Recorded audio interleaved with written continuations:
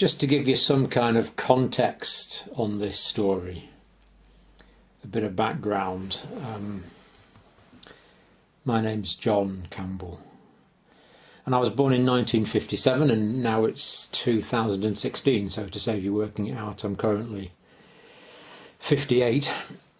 And in a way I was born at an interesting time, because my life, and especially my working life, has straddled what I would really call two eras, two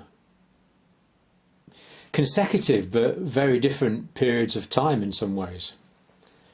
And the eras I'm talking about are the pre-electronic era and the post-electronic era, or maybe more accurately the pre-digital and the post-digital era. So let me give you a couple of examples that illustrate this. My day job, I teach nurses. I'm a nurse lecturer, a nurse tutor, teaching at university. And obviously to get into that kind of work you had to do some preparation, so I had to do registrations as a nurse and academic qualifications. And one of the academic qualifications I did was the London University Diploma in Nursing, which was kind of the standard higher education thing for nurses to do back in the 80s. And one of the things you had to do, of course, was write a sort of a dissertation to detailed case studies towards the end of the programme. And so I started writing these case studies, and I wrote them out, and then I had to type them up. And I learned to type on an old mechanical typewriter, which was all there was in those days. There were electronic typewriters, but basically it just took the mechanics out of the key instead of the mechanical linkage between the key and the page. It was an electronic linkage, so there was no digitisation of text. So I learned to write on one of these mechanical typewriters, and kind of, not a professional typist, but I got by, and you always made a mistake getting towards the end of the page. And okay, the document was probably only about 30 pages long, but it used to absolutely drive you mad trying to get it right. And it was compounded for me because I am dyslexic. I've always been dyslexic, and the words form very well in my head, but there's always been kind of a challenge to get them down. And this kind of compounded that challenge. And I remember fantasizing about machines that might do this for you and how nice it would be. And about that time I'd started to hear about word processors.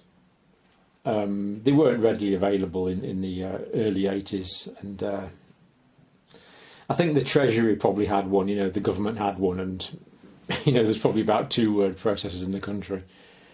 And I fantasized about how great it would be to have this.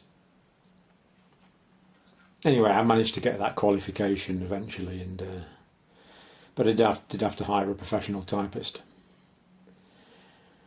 And then small computers became available, and one of the first computers that was made available with a word processor program was the Sinclair Spectrum.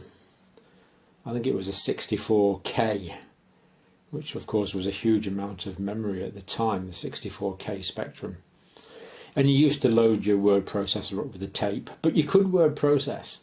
And that amazing experience of being able to see a word and correct it on the screen, to put it right on the screen, and to be able to make it move across the page. Quite amazing. So I must have got that in the, I don't know, I guess it was mid-80s. But that's not the point. The point is I had experienced working life in the pre-digital age, and then in the post-digital age that made all the difference. And I had to write another dissertation for my teacher training course, which I did 88, 89, and by that time I had this word processor up and running, and I had to store things on tape, and it was always a bit dodgy. You might lose a file, but You had to store it on a tape. You could connect a cassette tape up to the machine, but what a difference it made. And I actually word processed a dissertation, and wow, what a difference. Then, of course, later on, more and more electronics became available, and we moved from floppy disks to those rigid floppy disks, and then on to USB memory sticks, and the rest, I guess, is history, as they say. And now I have a large range of written material, and I update it and I do everything that you take for granted. But in essence, I don't take it for granted, because I know how hard it was not to have all of this material available, particularly for me. So in a sense, my mind and my intellect, inhibited by my dyslexia, was emancipated by the word processor. And since then I've written books. I've written 50 odd articles for the National Press, National Nursing Press. An interesting example was a few years ago I did a PhD, I did a doctorate, and that obviously involved a very large dissertation, and I was able to write that really quite readily and fairly spontaneously, and integrate graphics and tables and all that kind of stuff, and making backups on the sticks. It wasn't that long a dissertation as dissertations go. I think it ended up at about 70,000 words with the appendices. But I had no glitches in the electronics, and I was able to craft this document into... it's never perfect, but it was pretty good by the time I'd finished. And the contrast between that 70,000 word document and the 20 or 30 page document I wrote up all those years ago for my diploma. Wow, what a difference.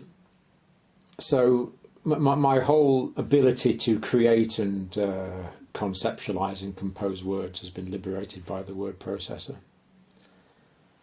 And my books are still available, still in print, and I need to update them now, but the updating is going to be so much easier, because I'm just going to load the electronic files and manipulate the electronic files. And I can do that. Okay, there's a lot of donkey work, but I can do that. And the end product is you get books, whereas before I would have had pages of typed and retyped text with Tipp-Ex and crossings out and frustrations and possible nervous breakdowns as a result of that. So that is the first story about me. Completely true, it's not a story. Living in the pre and the post-digital era. And my students now, of course, have never known anything else, that they have been brought up in the digital electronic era, and maybe that's why I'm making this podcast, so they can appreciate that, and maybe just in the tone of my voice hear something a little bit about the frustration of what it was like to try and work as a dyslexic, aspiring teacher, aspiring academic, aspiring clinical nurse, without the aid of the electronics. I'm not saying it's all good. These days so many electronic things are assumed. All inventions are going to be abused, and it has. But my personal story is one of freedom to be able to create things through the written word and the medium. So that's my first reflection on living before and after the digital era. But I've got another one, and probably even more interesting, so don't go away, listen for part 2.